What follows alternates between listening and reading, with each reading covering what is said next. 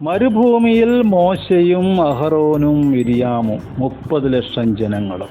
അവർക്ക് ഭക്ഷണം വേണം. മോശ പ്രാർത്ഥിച്ചു. ദൈവം പറഞ്ഞു, ഞാൻ അവർക്ക് മന്ന കൊടുക്കാൻ പോവുകയാണ്. ഓരോ ദിവസവും വേണ്ടുന്നത് പെറുക്കിക്കൊള്ളണം. 6-ാം ദിവസം ഇരട്ടിയെടുക്കണം. 7-ാം ദിവസം ശബത്ത് സ്വസ്ഥമായിട്ടിരിക്കണം.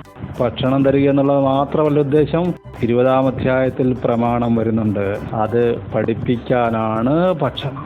അതിൽ നിന്ന് ഒരിടങ്ങഴി എടുത്ത് സൂക്ഷിച്ചു വെക്കണം. വരുന്ന തലമുറകൾ കാണാൻ. നിന്റെ മക്കളും കൊച്ചുമക്കളൊക്കെ വരുന്നുണ്ട്. അവർ കാണാൻ ഒരിടങ്ങഴി എന്ന് പറഞ്ഞാൽ ഏഫയുടെ 10 മാറ്റി വെക്കണം. ലൂക്കായുടെ സുവിശേഷത്തിൽ വരുമ്പോൾ നമ്മൾ കാണുന്നു 10 കാണാതെ പോയി. സ്ത്രീ വിളക്ക് കത്തിച്ചു, തെരഞ്ഞു, കണ്ടെത്തി.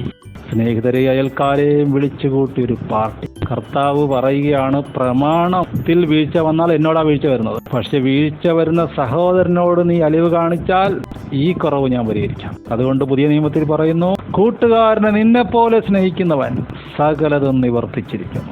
കാണാതെ പോയതിനെ അന്വേഷിക്കണം.